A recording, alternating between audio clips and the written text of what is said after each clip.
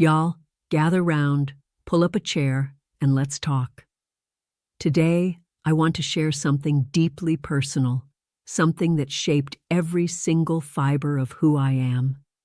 It's a story I've carried close to my heart for decades, a secret whispered only to the wind and the rustling leaves of the trees I passed. But now, it's time to share it with you, my beautiful online family.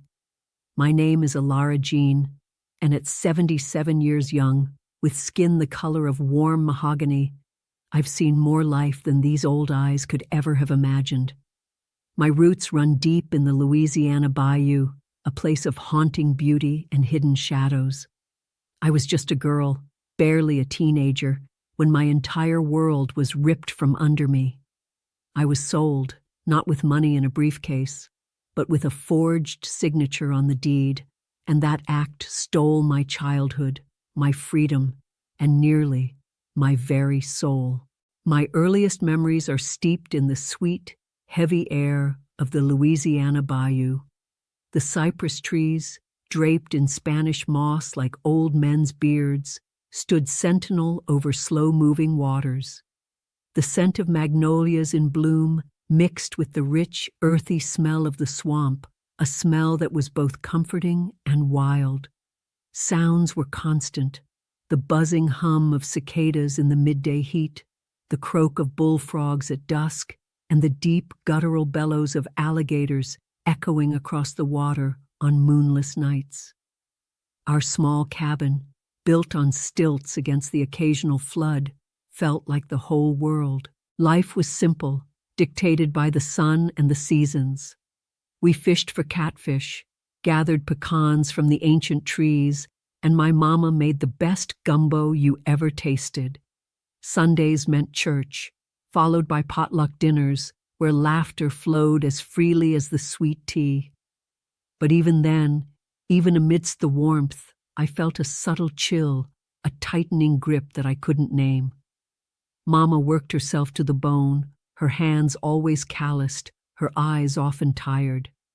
There was a quiet desperation that hummed beneath the surface of our peaceful lives, a constant struggle to keep our heads above water. I didn't understand it then, but it was the shadow of deprivation, the gnawing worry that hovered just out of sight, always threatening to swallow us whole. My mama would sometimes tell me, "Alara, this land, this home, it's all we have. It's our anchor." Little did I know that anchor was about to be cut. The shadows truly began to lengthen when Mama remarried.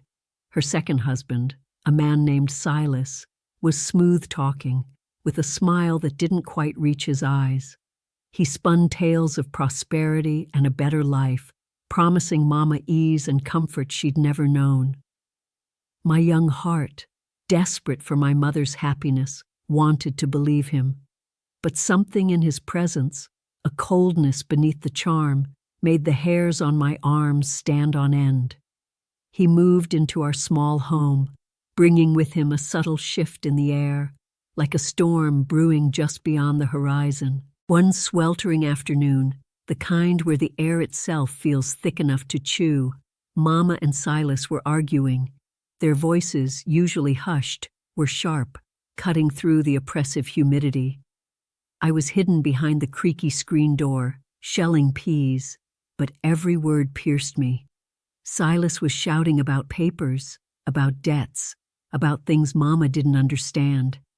Then I heard it, the words that would brand themselves onto my soul. "It's done, Alara May. The deed is signed. A forged signature on the deed, just like I promised. This land, this house, it's mine now. And so are you too." The pea pod slipped from my trembling fingers, scattering its green treasures across the floor. My breath hitched in my throat. My own mother, my anchor, had been duped. Silas hadn't just married her, he had consumed her, and our entire existence along with her. He hadn't sold me for coin or cattle, but for the very ground beneath my feet, by stealing what was rightfully ours. The betrayal wasn't a single hammer blow. It was the slow, suffocating squeeze of a boa constrictor. From that moment on, the familiar sounds of the bayou became menacing. The shadows of the cypress trees seemed to stretch out like grasping fingers, and the very air tasted of ashes. My childhood, my innocence, vanished, replaced by a cold, hollow dread. My home had become a cage, and Silas, the jailer. The years that followed were a blur of suffocating control and escalating fear. Silas's smile vanished, replaced by a sneer that twisted his lips. He became a tyrant in our small home, every word a command, every glance a threat. Mama, heartbroken and defeated, withered before my eyes, her spirit slowly draining away. I learned quickly that any defiance, any flicker of independence, would be met with swift, calculated cruelty. It wasn't always physical.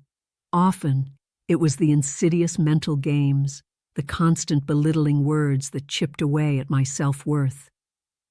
"You're nothing without me," he'd snarl, his voice low and menacing. "You're mine. Where would you go?" Days bled into weeks, weeks into months, each one a stark lesson in survival. I became adept at making myself invisible, a ghost in my own home. My tasks were endless, my movements watched. Sometimes a flicker of false hope would ignite, a rare day where Silas seemed almost civil, a fleeting moment of quiet. But these silences were always just the calm before a fresh storm, a deceptive lull before a new injury, whether it was a harsh word, a deprivation of food, or a crushing disappointment. He had stolen our past, and now he was stealing our future, one painful day at a time. I remember the smell of stale whiskey and fear that clung to him, a constant reminder of his presence. My nights were filled with the sounds of the house groaning, the crickets chirping, and my own racing heart. I'd lie awake, staring at the ceiling, picturing the endless swamp outside, feeling as trapped as a gator caught in a fisherman's net. He hammered in the idea that I was his possession, his to command, repeating, "You belong to me now, girl. You hear me? You're mine." These words, chilling in their finality, echoed in my dreams, cementing the chains around my spirit. I was bruised, yes, but deep within, a tiny spark refused to be extinguished. It was a spark fueled by the memory of a free little girl, running barefoot through the tall grass. A girl Silas couldn't touch. The despair could have swallowed me whole. But then, like a single beam of sunlight piercing through thick swamp fog, a spark of resistance ignited. It came in the form of Miss Clara, an elderly neighbor who lived just a few cabins down the bayou. She was a woman of quiet strength. Her eyes, though clouded by age, missed nothing. Miss Clara had known Mama since they were girls, and she saw the changes in our home, the way I flinched, the gauntness in Mama's face. She'd bring over jars of blackberry preserves, leaving them on our porch, and sometimes she'd linger, her gaze piercing through the facade I tried so desperately to maintain. One sweltering afternoon, when Silas was off in town, Miss Clara caught me by the well, her voice a low murmur. "Child," she whispered, her hand gently touching my arm, "your Mama loved this land fiercely. Don't you forget who you are. There's a world beyond these waters, a world where freedom breathes." She saw the fear in my eyes, but also the flicker of something else, a desperate hope. Then, almost casually, she mentioned it. "Heard talk of a new bus route, runs through Port Sulphur, takes folks all the way to Memphis, leaves around midnight, a midnight bus to Memphis." The words hung in the humid air, shimmering like heat haze over the bayou. It wasn't a direct instruction, not a command, but an offering, a subtle path to freedom. Memphis, a faraway city, a place I'd only heard about in hushed tones, a beacon of possibility. The idea, once planted, began to sprout within me, growing stronger with each passing day. Miss Clara didn't pry. She simply provided the seed of an idea, a vision of what could be. This tiny seed of hope became my constant companion, a secret kept tight in my heart, fueling a resolve I never knew I possessed. But I knew, with every fiber of my being, that this was my only chance. The day finally came, a Tuesday, thick with the scent of rain. I had been planning for weeks, hoarding scraps of food, mending my worn dress, praying for the right moment. Silas had gone to a poker game in a nearby town, a rare absence that offered a narrow window.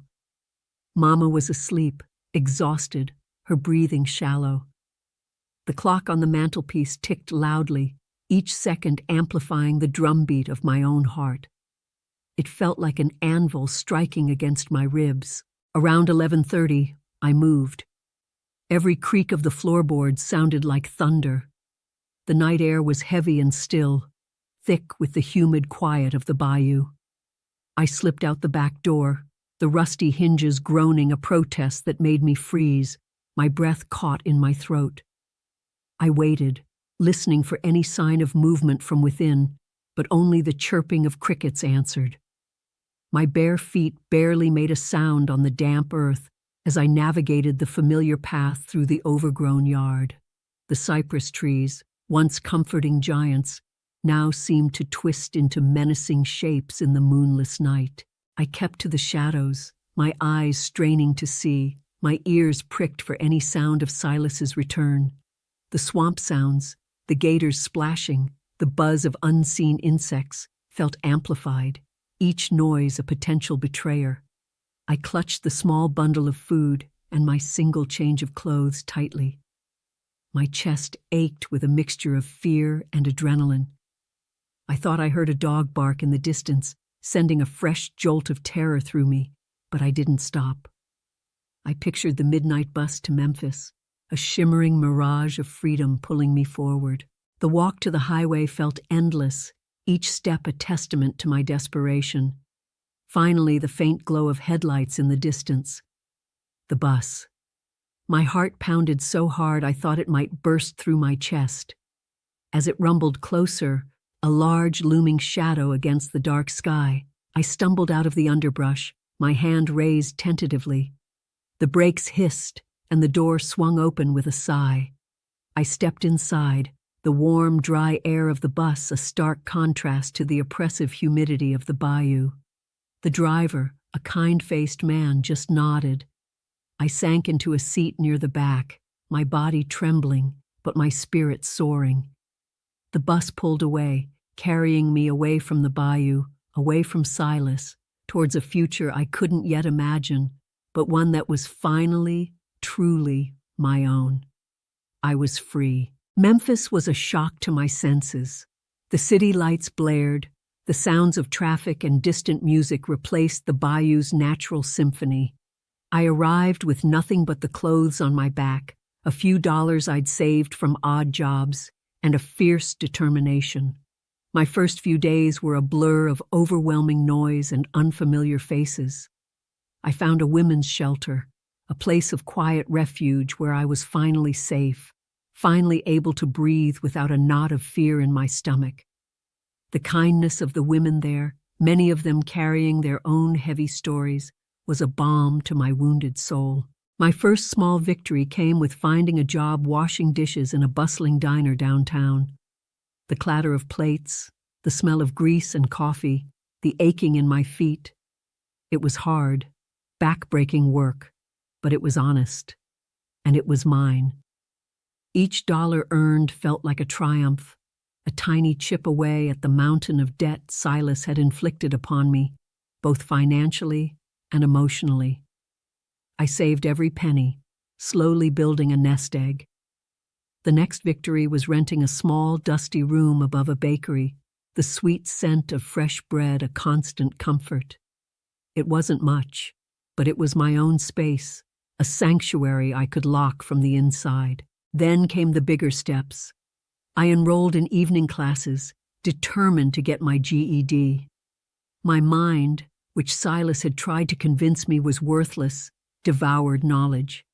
Reading, writing, history, each subject was a revelation, opening up new worlds. It was during those classes that I met Robert, a quiet, gentle man who was also working on his GED. He listened, he understood, and he saw me, not the damaged girl, but the strong woman I was becoming. We built a life together, slowly, carefully, based on trust and mutual respect. He taught me that healthy love wasn't about ownership, but about partnership. These small victories, accumulated over years, built a foundation of self-worth that Silas could never truly destroy. Looking back, it's hard to reconcile the terrified, broken girl who stepped off that midnight bus in Memphis with the woman I am today. At 77, with my life full of joy, family, and purpose, that young Alara Jean feels almost like a different person. But she's not. She lives within me, a silent testament to resilience. I can still taste the bayou air, still hear the chilling echo of Silas's words, "You're mine." But those memories no longer hold me captive. They serve as a constant reminder of how far I've come, of the incredible strength we all possess, even when we feel weakest.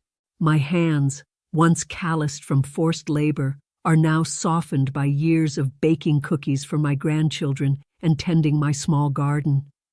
My eyes, once wide with fear, now crinkle at the corners from a lifetime of laughter. I stand here, a grandmother on YouTube, sharing my story, not for pity, but for power. Maybe you're the one who needs this message today. Maybe you're 14, feeling trapped by circumstances beyond your control.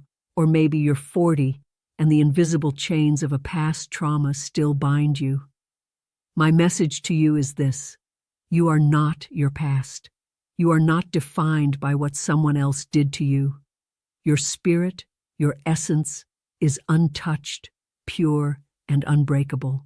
The journey to healing is long, winding, and sometimes incredibly painful, but it is always, always worth taking.